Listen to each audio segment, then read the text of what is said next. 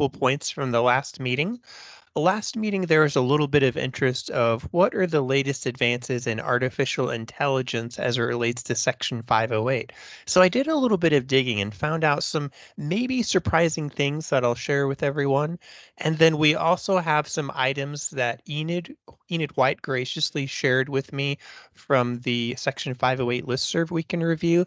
And lastly, I would like to give an update on some pooled fund products that were produced from the pooled fund study as they relate to Section 508. So kind of a broad few items we're going to go over. And then afterwards, if anyone would like to workshop any problems or bring up any questions or concerns, I think as a group we'll be more than happy to go over that. So let me go ahead and bring up my few slides here and I can share that with the group. And if anyone has any trouble seeing or hearing me, just please let me know and I can make adjustments. Okay, so hopefully everyone can see the current slide showing automated accessibility testing. So I did a quick snooping around some government sites to see what they were doing with AI, and actually quite a few of them were incorporating more AI, specifically coding with Python and other coding languages to incorporate AI into what they're doing. Notably, the Government Services Administration, they use AI when scanning federal solicitations to find items that aren't accessible. And there was a quote on one of their websites that mentioned they had hundreds of new solicitations posted every day, and there's just so much with their limited manpower that they have. And so they started developing some AI and machine learning tools to be able to scan through all of those solicitations to see if they were Section 508 compliant.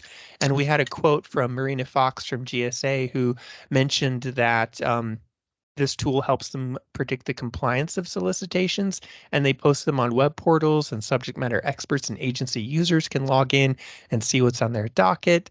And I think what was notable about this was it wasn't removing the human element from the AI and Section 508. The AI does the initial run through, and then that human element steps in and evaluates the success rate and feeds that data and information back into their system where it makes the AI even stronger. So I think one of the common themes you're going to find is you never do remove the human component from this. The human component just makes it a little bit more reliable. And I think that's a theme we can all recall from when we're reviewing items, through PDF and testing things for Section 508 compliance. Yeah, the auto checkers are great, but you just can't get rid of that human element to make sure everything is a-okay. So there are a few other tools related to AI that are posted, and there are some products you can purchase and also some free items that you can use as well. And I kind of want to focus on the free items because I think everyone in library services were used to working on a shoestring budget at times. So try to get as much free stuff as I could. So one of the big things that AI helps with is image and video accessibility, where they can generate descriptive alt text for images and even captions for videos. I think Google uses this a lot with their YouTube videos. They have auto captioning going on, and there's other tools that you can download for captioning. So, but one tool I wanted to look at and do some live testing with was an AI auto image captioning. There's a couple, and I've posted links in this slide, and these links will be sent out to everyone. So if you wanted to try your hand at your own photos, you can see how well they work. And I think as it relates to what we do, like if you're remediating a report and you see an image and maybe the PI is long gone or you can't get a hold of them. And, as a librarian, we may not always know what the heck we're looking at, when we're looking at an engineering or a heavy science related item. Like, goodness knows I come from a humanities background, so I don't know what I'm looking at a lot of the time. So maybe this tool could be helpful. So let's take a look. I'm going to go ahead and bring up this tool. Hopefully everyone can still see image captioning. This was the first one. I think Ophosis is how you pronounce it. It's an auto image captioning using AI. So I just went to Google and downloaded an image. So I'm just going to see if this really works the way it says it does. So it's an image that we might find like some asphalt being unloaded from a wheelbarrow, you can see.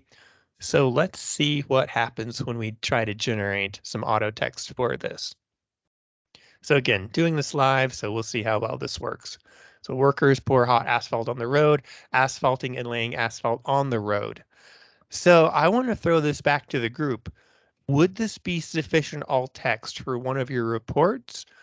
Or could there be improvement? Or is it good enough? Or I don't know. How do you evaluate this alt text? This is open to anybody. Any comments? Michael, this is Enid. Yeah, Enid. Usually when we see a picture like that in one of our research reports, it's there for a decorative purpose, not so much, it might be something, a piece of machinery. This is the machinery we're talking about. So short, sweet, um, you know, descriptions like what they've got here, workers pour hot asphalt on the road, that would be sufficient. Now, if they were pouring in one lane, if they had like two lines of asphalt being poured, this is not going to be able to figure out that one might be from tires and not asphalt. So it might be recycled tires. The other one might be, the other line might be asphalt. So you would still have to really look at it. But, on remediation, I wouldn't know what was recycled tires and what is asphalt. Mm-hmm. So you may have to do more reading of the report to figure out what they're talking about there. Or is this just for decoration, and then instead of having anything put into the alt text, you have the null, so that the reader won't even read it. Those are some excellent points, Enid. I think, yeah, as you mentioned, like context is so important with this. I think for a lot of reports that we get, some images may be decorative, others may be pointing to the image for more details. I think when we get something like that, where there's a paragraph that says, "Oh, see Figure 5 for more details of how the machine operates," or something. Well, I think in that case, we'd probably want more description. So, but again, to Enid's point, like the human element is still there. Like you're always still having to check context. So while the auto captioning may work for some, it may not work for others, but that's where you come in as, as librarian and checker of all things Section 508. So well said, Enid. Those are excellent points. Let me go up to this other free tool. So not all tools are created equal. Let's see if we get a similar result from this one. And again, these two links are posted in the presentation. So we've uploaded our file. Let's create a caption and see what happens. Workers working on a road. Okay, I mean, it's still a description. It's a little less descriptive than the other one. And then let's see. We have a little quote here. I'm not sure what that has to do with anything, but so again, there are several tools out here that you can use for this if you don't want to spend time creating captions on your own. So just to make note of that, those are included for your review. So getting back to our presentation here. The other item was speech to text and transcription services, as I'd already mentioned previously. And it's come leaps and bounds over what we used to have years ago. If anyone remembers, like the tool Dragon, that would uh, record things or type out things as you talked, there were software and other tools and applications.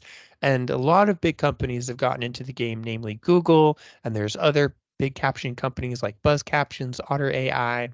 And these are all downloadable. You can download them as apps. You can download them as programs. Some of them are free. And so I've posted some links to these, and you can see live transcribe and notification. You can just download it if you have an Android from the Google Play Store. So there are a lot of up and coming applications that you can do for transcription services, useful for live meetings and recordings and things like that. So it seems like this is one of the big uses for AI that's really, really getting advanced and far along. So moving along quickly, one of the last things I wanted to go over was just some general tools for Section 508 remediation. I think we touched on some of these in our last meeting. I know we've looked at Common Look. Common Look has a new feature called Common Look AI that focuses on deep learning for PDF documents. And again, the more documents it remediates, the better it's going to be at remediation using deep learning, artificial neural networks to learn tagging. But again, your mileage may vary with some of these products. Some items they may know to tag, some items they don't get tagged. So always, always, always when using any one of these accessibility testers or tools for remediation, make sure that you are the final check, and that you know what you're checking for to see if it works correctly or not. So accessibility, and common look were the big three that I'd found so far in doing some preliminary research. They had all been, peer tested and approved and a lot of great reviews, but most of these do cost money. They are either subscription services or monthly charges. So if you are in a library that has funding for this, I think these are definitely tools that you would want to check out and see how well they help supplement your own remediation work. The last few slides, Enid was kind enough to share some items from the Section 508 listserv. I wanted to go over very quickly. The first item was on merged cells, and this was from an email back and forth between someone who was having some difficulty fixing some merged cells and identifying what was wrong with them. And I thought there were a couple quotes that really stood out as not relying solely on Microsoft products or applications for remediation of Section 508. The checkers in bold you can see should not be used as the main and only mechanism used for verification. Even Adobe Acrobat accessibility checkers shouldn't be used as your final checker because it doesn't check everything. And it even says so when you do that check. It's going to say, alt text, it may check that there is something in the alt text, but it doesn't check if the alt text is any good. So that's where you come in. And there was a really interesting point brought up about tables. And I think I'm seeing this more and more in some of the reports that I review. Tables are meant for data, not a bunch of text. More folks seem to be wanting to put whole reams of information and maybe even sentences sometimes in the text of the tables. And that's not necessarily what they're there for and can make the tables a bit more complex. And so they boiled it down just a few clarifying questions when you're using a table. And maybe these questions could be passed on to a PI or someone working on a report to help make your life a little bit easier when remediating a table. You can see the bullet points below. I'm not going to read all of them, but just quickly, can the information be provided in more than one table? Can it be organized to be more accessible? Can it be simplified? Et cetera. So I think these are all good questions that we can ask of a table and ask our PIs to really consider before they start making their complex tables. Lastly, from this part on the listserv was information on infographics and making infographics accessible. There were a lot of great resources. I'm going to see if I can click on some, if it's going to work. On making images and tips for visual designers and things like that, just making it Section 508 accessible. So here there's guides you can follow, there's video tutorials, WCAG, compliant resources that you can use, a whole lot of information that you can use for making images and visual designs more Section 508 compliant. So again, these resources are posted here, and I'll be happy to send out this presentation with all the links to everyone if you want to share it with your PIs or just reference as you're working through remediating these items. Lastly, before we get into more kind of an open discussion portion, I'd like to go over some of the objectives we've completed in the Transportation Pooled Fund as they relate to Section 508. So, as some of you may know, we've been working with CTC and Associates on some Section 508 materials that have been requested by the community. And one of them is a Section 508 compliant research report template. And so what this template does, excuse me, what this template does is it goes step by step exactly what you need to do to make a research report Section 508 compliant. Let me show you what I mean. Let's go ahead and go to this website here. This is the Transportation Pooled Fund LibGuide. This is open to anybody. If you want to take a look at some of the products that we're working on in the pooled fund, please feel free. You can do a search on NTL, or I can provide the link in the chat, and then you can click on each of these items to see what cool things that the pooled fund has created. So let's open up this research report template and take a look really quickly. And so what this is going to show, let's go ahead and scroll down. It's basically going to show, step by step as a report writer is going through what they need to do. Like if there's a disclaimer page, here's what they need to do. Here's the style and headings you need to use. Inserting report title here, kind of basic stuff. But let's go ahead and scroll down to where we get to some content. So let's see. And it's showing you how to use the subheadings, for example, in order. You see second level, third level, fourth level subheadings. And then it goes into how to use tables in a report, what makes a good table accessible. And it goes again, step by step in how to make a table accessible, and with resources and extra information, really, and then examples of what an accessible table looks like. And there are examples not just for tables, but for figures in a report, how to view alt text, how to make it compliant, how to use color contrast, basically anything and everything that a person is going to need to make it accessible. And what we wanted to do with this document was kind of create a step-by-step A to Z. Here's how you start. Here's how you finish to make something accessible. Because a lot of issues we found folks were having was that it was just so overwhelming to start. We don't even know where to begin. Where does it begin? Where does it end? What all do we need to include? It was just so overwhelming. So we're like, let's try to fit everything we can into a single document and go step by step to see if it is accessible. And it touches on equations, hyperlinks, in-text citations. You can see this report for yourself and see if it's going to be helpful for your agency. And that's going to be on the Pooled Fund website. There are several other documents that are available that you can check out. One of them is using contract language for research compliance. I know that's been a thorny issue for some folks. You hear PI saying, well, why do I have to make anything compliant? Well, here's some contract language that you can back it up, when the PI is signed for within your agency.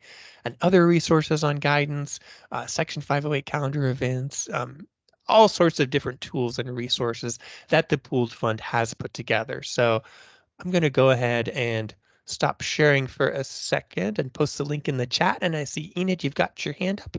Yes. Yeah, go ahead, Enid.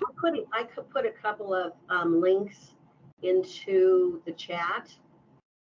One of them is the FHWA Section 508 compliant.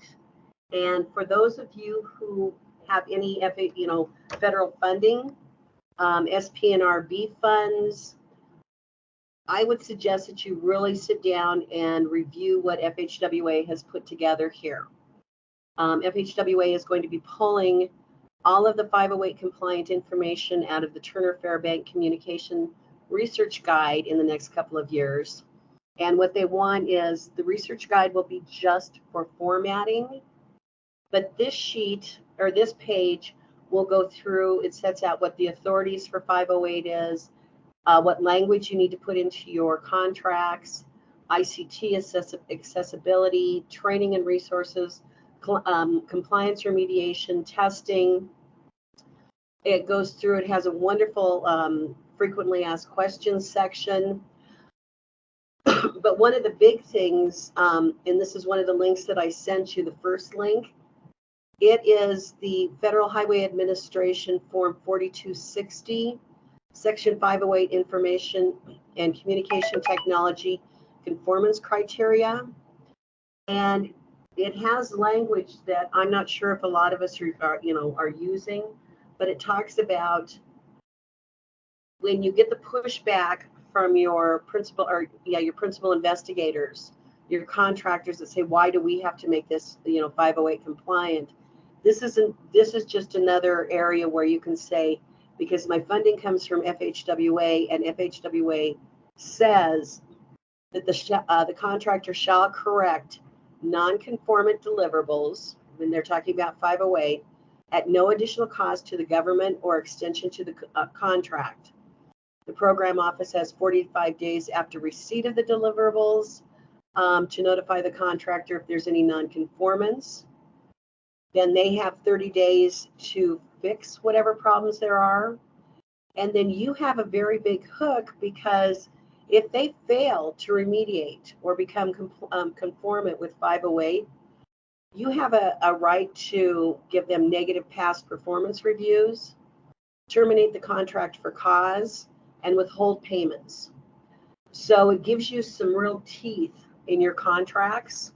You know, you're not just saying you have to be 508 compliant and then you have to fight with them back and forth on what they need to do. FHWA has set that out, and it's form number 4260. Unfortunately, we're just finding out about this form, but it was finalized in November of 2019. So the criteria has been out there for a while. They also have what is called a standardized criteria in there, and it goes through and sets out what the WCAG 2.0 requirements are for research reports. And it just goes through, and sets out alt text, audio visual files.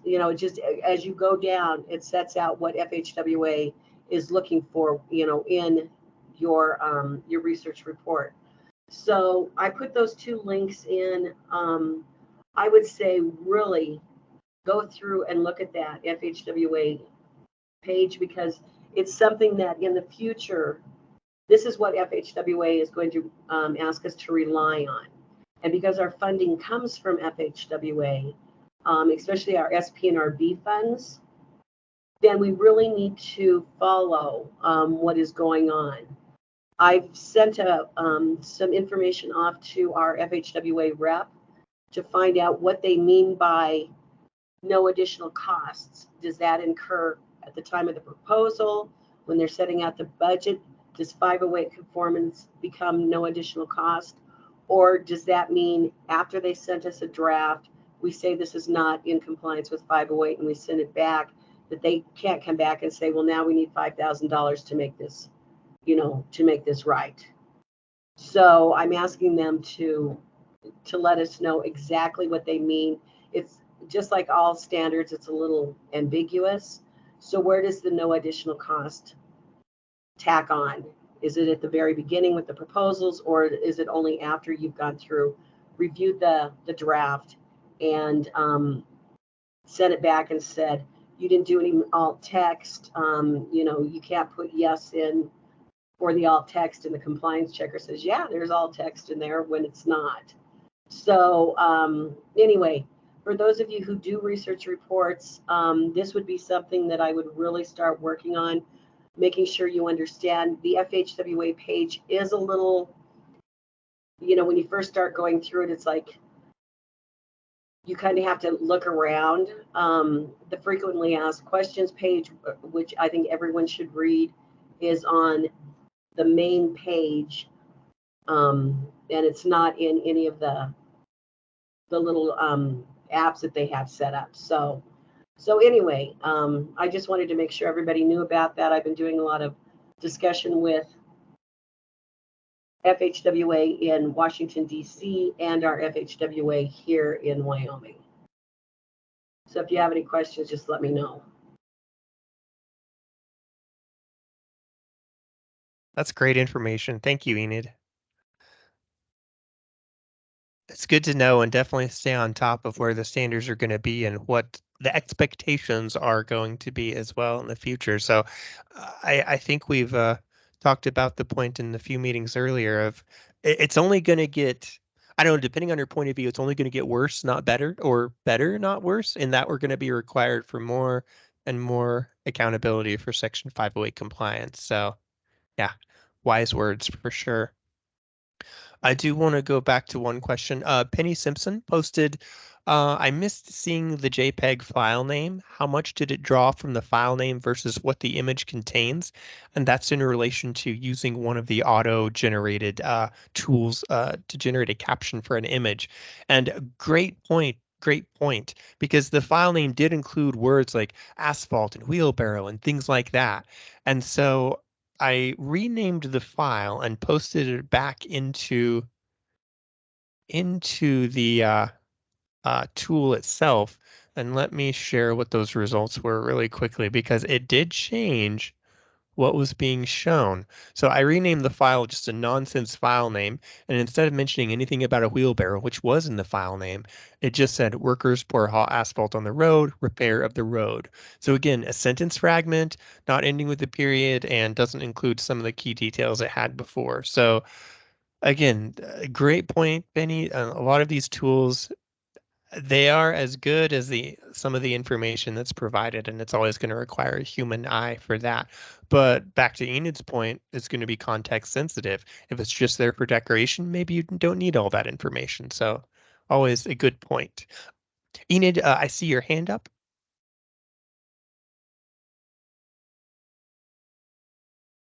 Oh, okay. It may just be up. Yeah, I'm sorry. I couldn't get my mic to work.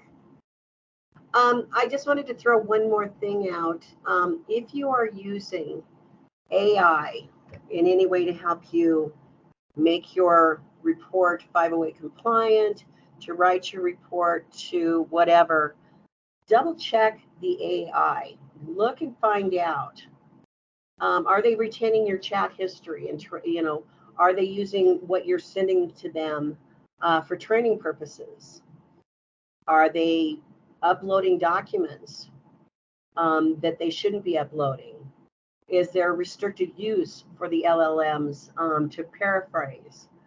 You have to really be careful, because 1,500 or 15,000, excuse me, authors recently sent a cease and desist to ChatGPT, asking them to quit using their works as training modules.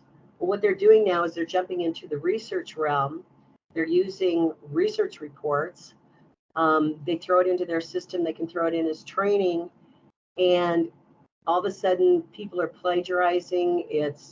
They're stealing copyright. So if you're using it to help you with your Section 508, be sure you're looking at the privacy policies and the terms of use, because there should be an opt-out feature on there to make sure that they cannot steal your final report, any part of your final report. It's great that you could get the help with AI and your 508 compliance, but make sure that you're not losing in the long run.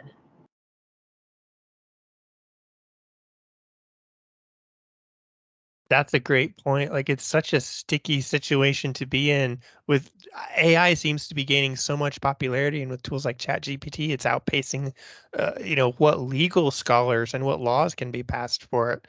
I'm going to share that. Reminded me of a news article recently posted. I'm going to share that in the chat, where the US ruled that AI art, for example, cannot receive a copyright status. Like, it's non-copyrightable if an AI generates art. I think if you're seeing anything in the art world, it's being flooded by AI generated content, people calling themselves professional artists and then just using AI to generate. And their argument was, well, we're the one feeding it semantics and tools into the AI, generation machine to help spit out these pieces of art. So it's unique to us and we're the creators of it. But then some courts recently ruled that no, actually you're not. It's not copyrightable. So, it's going to be interesting to see where it all ends up in the next year or two. It's just far outpacing, I feel like, what people can even manage with. So, good point. Michael, you might want to also add that if it doesn't come from a person, it can't be copyrighted. Mm. So your AI, if it's helping you write the report, the portion of the report written by the AI cannot be copyrighted. The rest of your report can be.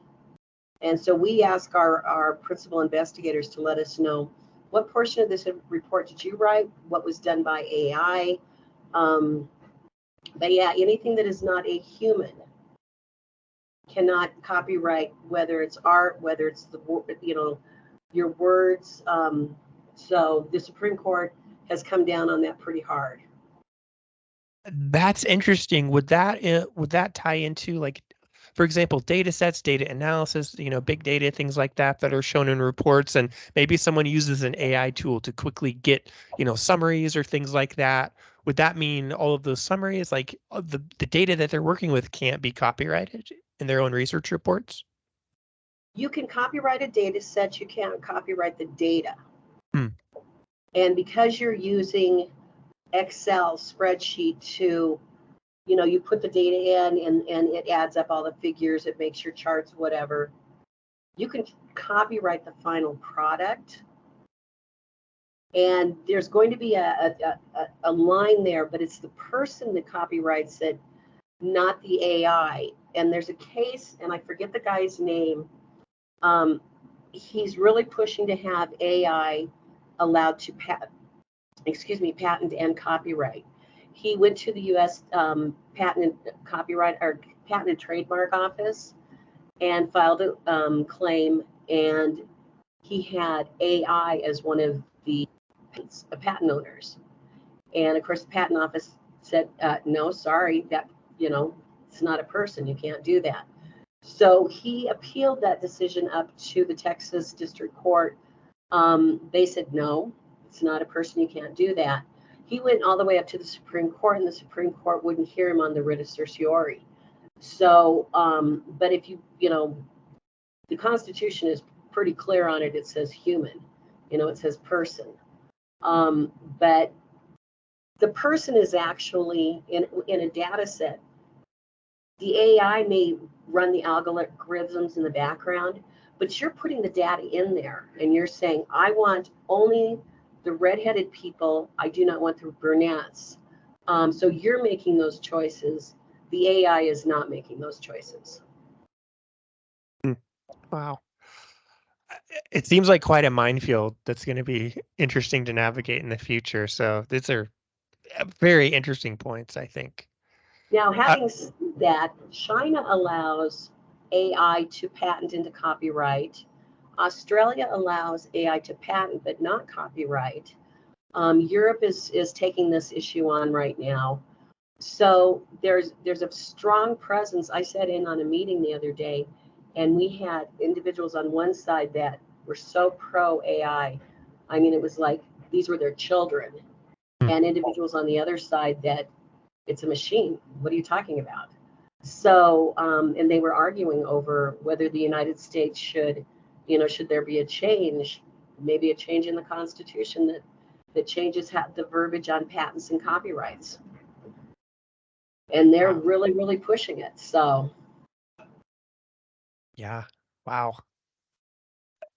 And Penny posted in the chat, was it Stephen Thaler? Is that how you pronounce it? Yes, that's him. Thank you. I forgot what his name was. Wow. Well, I would like to throw this out to anybody listening or people participating in the audience. What are your thoughts? Have you encountered any uses or applications of AI? Has your DOT or organization even begun to look at incorporating AI in anything they do, or is that still way too far off? There's too much going on to even worry about that right now. Like, where is everybody with AI in your organization? Does anybody use it?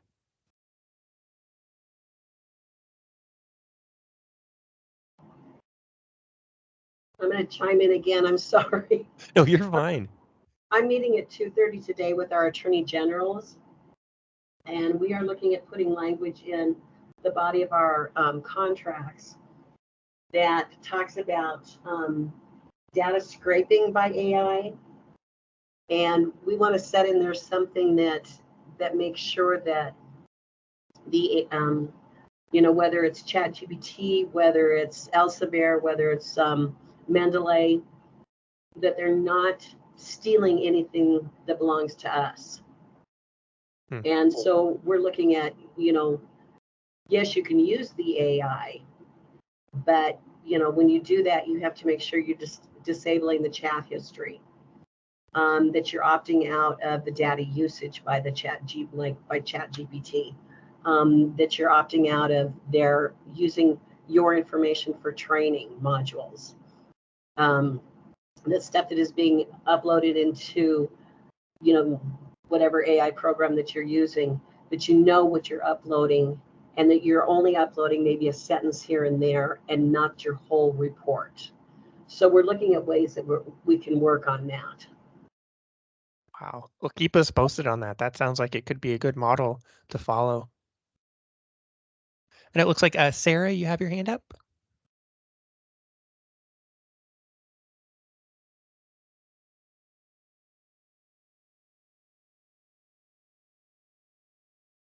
I see your microphone unmuted, but I don't hear you if you're speaking.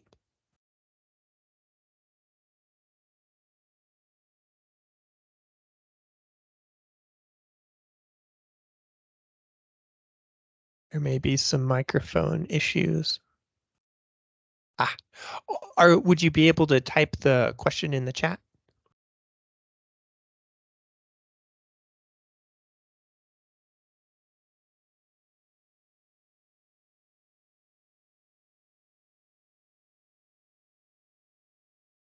Ah, interesting.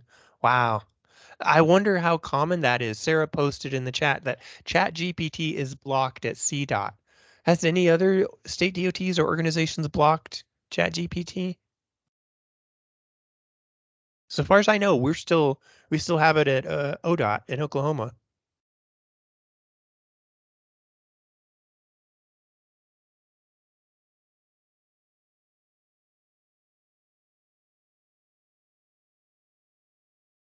Hmm. Enid posts, Sarah, I would love to see your policies on this. Yeah, if you're able to share that, I think that would be a good thing to send to the group just to see what it looks like. Hmm. Wow.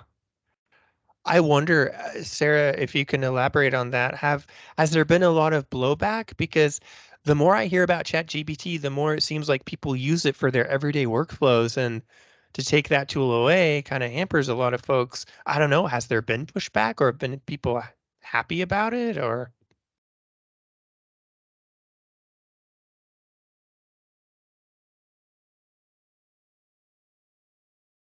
Enid posts, does this block pertain to your contractors also? Do you stop contractors from using it also?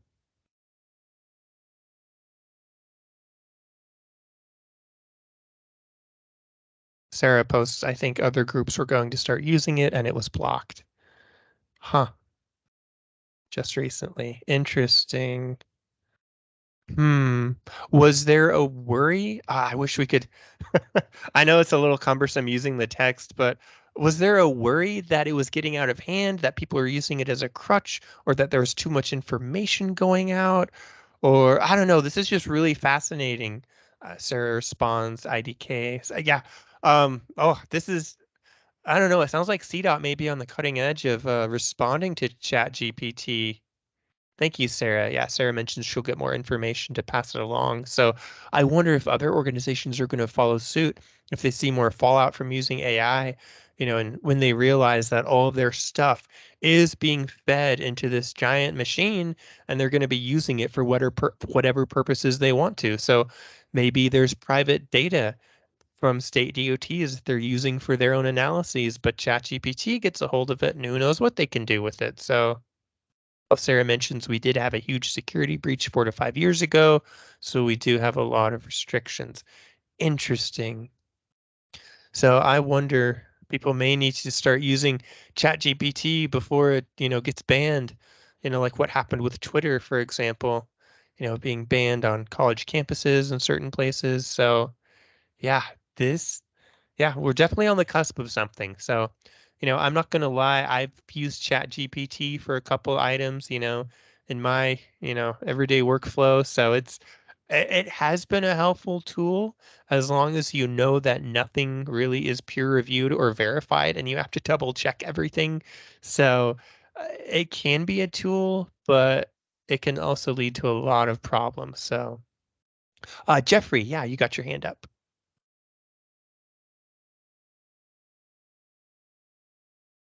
It looks like you're still muted. Oh, okay. Jeffrey says they have no mic. All right. Do you want to post in the chat, or are you able to? Okay, yeah, that sounds good. We can wait. I think this is a very interesting conversation.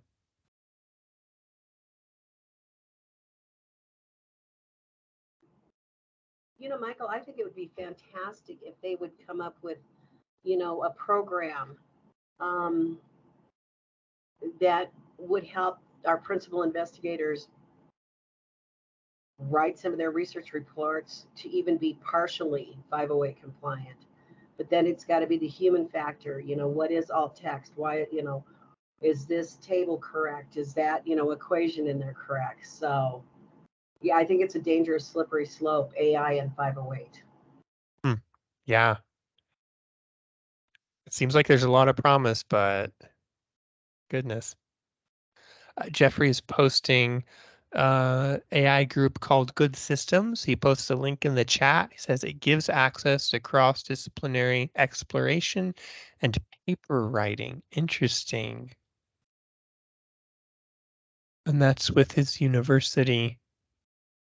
Other universities might have similar groups. I'll have to look into it. So far, we're based out of the University of Oklahoma, and to my knowledge, we don't have anything similar, but I'll have to look into that and see if there is anything. That's interesting. Yeah, I could see a lot of promise with that. Like universities would want to be on the cusp of that for sure. Jeffrey also posts another resource, Head AI. Okay, look. Okay, wow. This looks like interesting information to subscribe to. So yeah, that'll be great.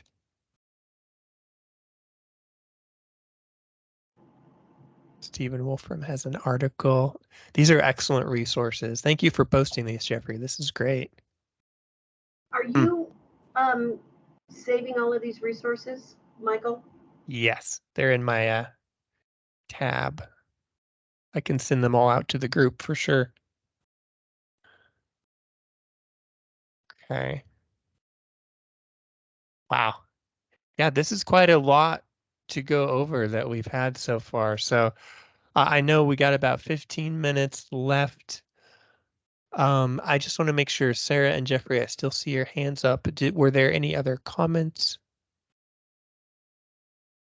Just make sure I'm not skipping over anybody.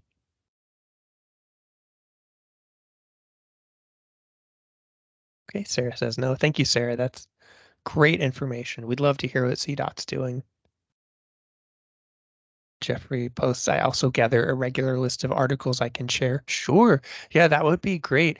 I wonder if there is a centralized place we could post some of these, like news articles or resources, or I don't know, would that be something we could maybe Mary, would we be able to create a section on the website? Would that be an appropriate place for it, or where would be a good place to house these things? Yeah, I'm trying to show my screen here. Okay, so we have our own website, the NTKN Communities of Practice 508 Accessibility. So if you're new to what we've been doing, Michael and I have been making the meeting recordings available and any supplementary material that goes with them. And I probably need to reorganize this so it makes sense, but I don't see why we couldn't have a section in here. We do have a very small section on resources that if you want to send me some links, because I've got things I've been collecting too, like the Do No Harm guide. We can make a reference list in the guide here. So just send them to me and I'll put it together. Perfect. Thank you, Mary. I'll send these batch of articles to you. Maybe we can have a section on AI in section 508 or something like that to That would be great. perfect. All right. Hey, I think we've started something here. So thank you to everybody for getting this conversation going. Any posts, we're not using AI or ChatGPT, but I'm monitoring the landscape for our IT and our legal groups. I forward links to articles as I find them. Perfect. Enid, do you have a link to the Section 508 listserv in case anybody would like to subscribe to it?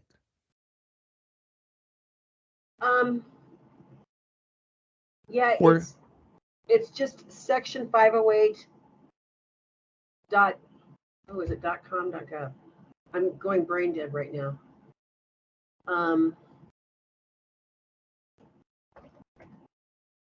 Section 508 at gsa.gov.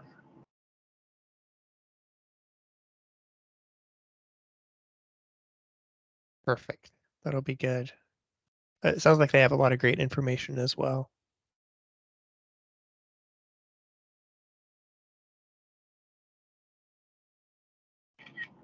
Let's Hello. see. Hello? Hello. Yeah, I have a question about ChatGPT. I know a lot of friends use it, and I also see, when people post the search results, it's really great. Sometimes they write better than we a human being can do. So when I was trying, it asks you for your email. They have to verify your email, verify your phone number. So that's why I feel hesitant to sign up for that. Do you see any negative, like consequences for that? That's a great question. I've signed up for ChatGPT. I use my organization's email and phone number. That Uh-huh. way, if anything bad happens, not to say it's going to happen to them, but at least it won't be my personal information. So if there's a larger org you can use for your email and phone number, that might be a little fail safe. Uh, Okay. Katie, yeah, you got your hand up. I was just gonna say I keep a trash email around for things like that. I halfway remember the password, couldn't tell you what it was, but that's the entire point of that email address is for things like that I Hmm. don't want to share it. And then it it it also has to verify your phone number. It will send a code to your phone number. I have a Google Voice for the same reason. It's Oh, free. okay. It's free. You can tie it to your Google account, and then Hmm. if something happens, it is significantly easier to dump it than it is your regular phone number. Okay, yeah, I have seen, I've like every day I got junk emails, I got junk texting messages that people I don't know, they just send me random text messages. So um, I think my phone number, my emails are also exposed that I get so much junk. It's really bothering me. That's a good idea to have a separate um, junk email address. It does make things a lot easier. Yeah, thank you. I will say You're I don't welcome. think I've ever been contacted by ChatGPT or got emails or ads or anything like that from them. But that's not to say, who knows what they can do with that information down the road if they sell it to somebody. Because I think we've all heard the stories of what Facebook does with all the information you provide Facebook. So again, I think that's a very excellent point to be cautious and wary because you never know where this is going. So to Katie's point, yeah, making those junk Mhm. emails and setting up rerouting things like, yeah, that'd be the smart way to do it for sure.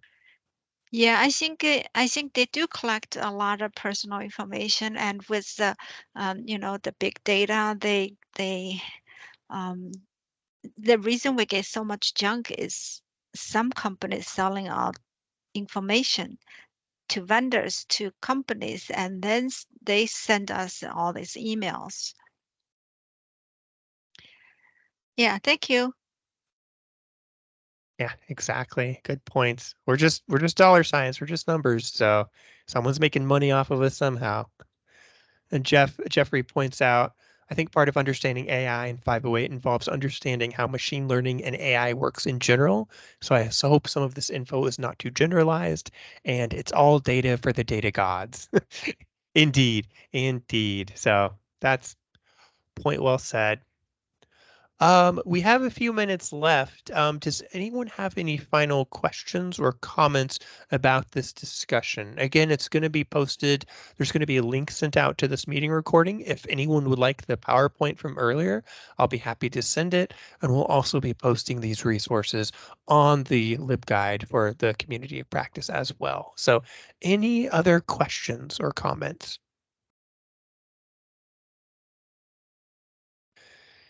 Thank you for the presentation. You always provide great information.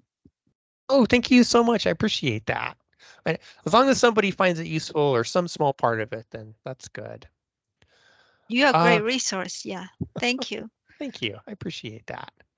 And again, some of it, some of it may be redundant, some of it may be helpful. So I think that's a good lead into what we would like to see next time. Are there any topics or anything of interest you would like to see? Last time we mentioned AI, and I think we've had a heck of a discussion on AI this time around. So would you like to continue the discussion on AI? Maybe we can all go and see what's going on in our DOTs and report back. Or is there some other topic you would like to hear about as it relates to Section 508? I am all ears.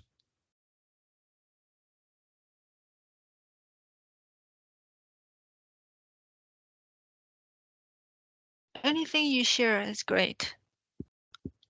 Thank you. I appreciate that.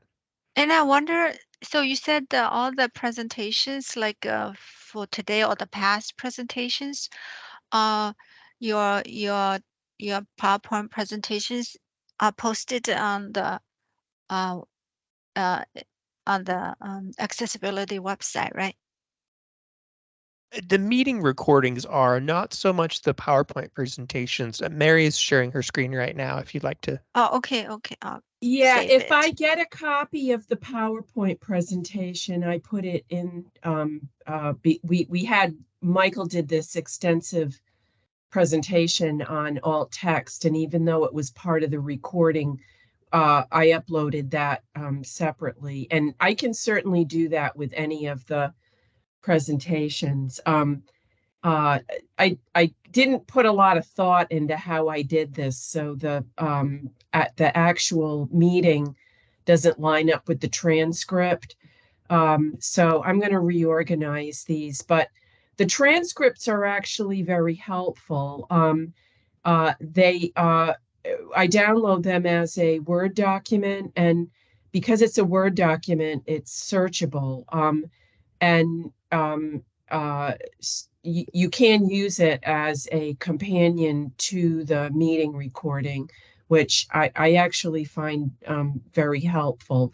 So I'm going to reorganize these, but yeah, whatever I get for the meetings, I'll try to group them together. But you can also go through the presentations.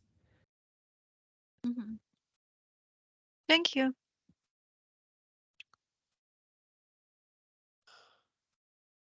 Yeah, Tess, you have your hand up. Hi, yeah, I'm also at CDOT with Sarah, and while I don't know much about the Chat GPT limitation we have, I was wondering if there's been any conversation about when accessibility requirements like update. Like at CDOT, we're looking at the WCAG 2.2 now.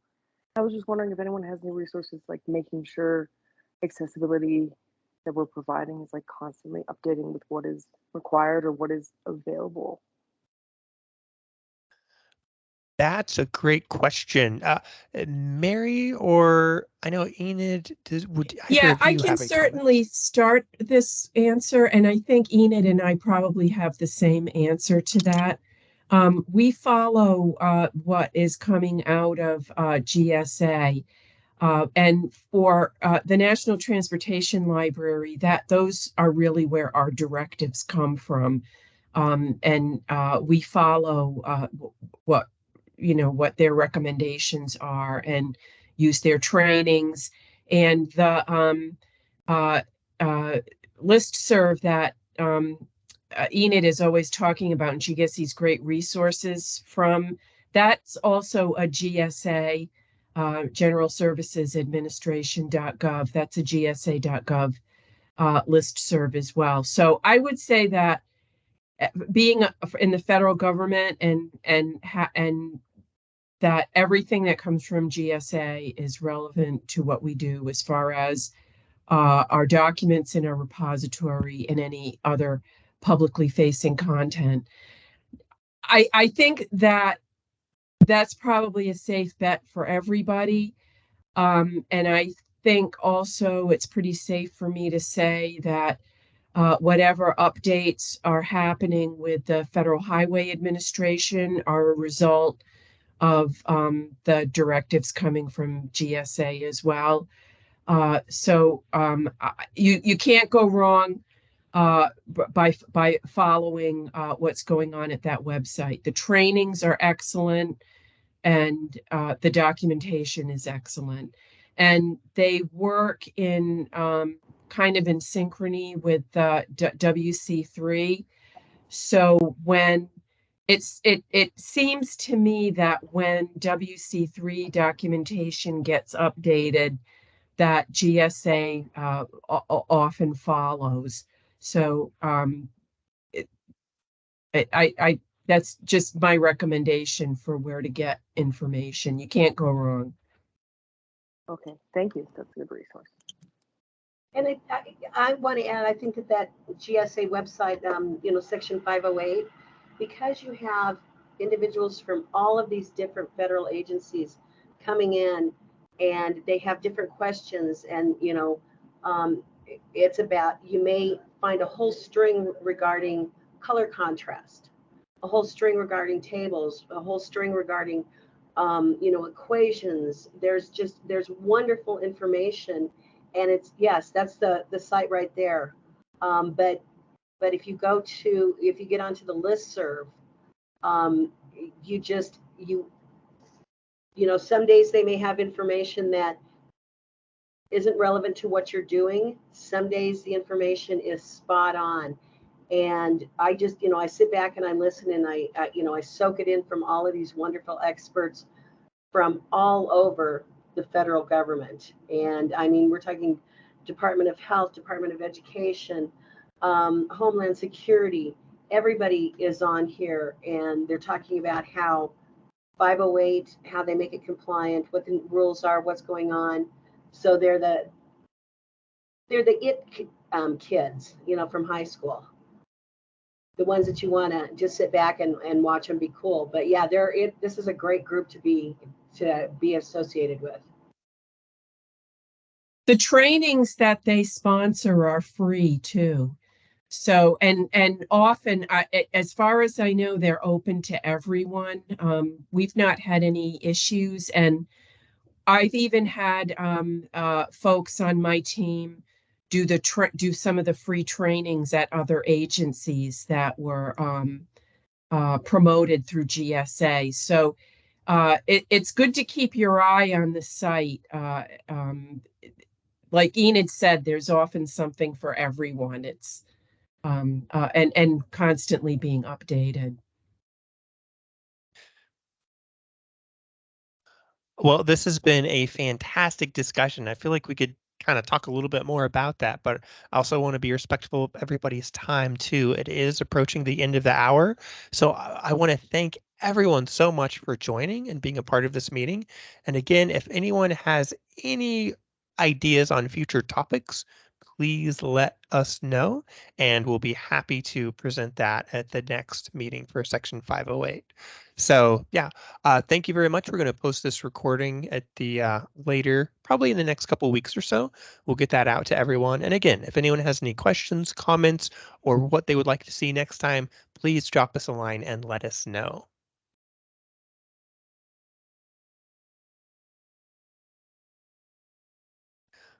All right. Thank you very much.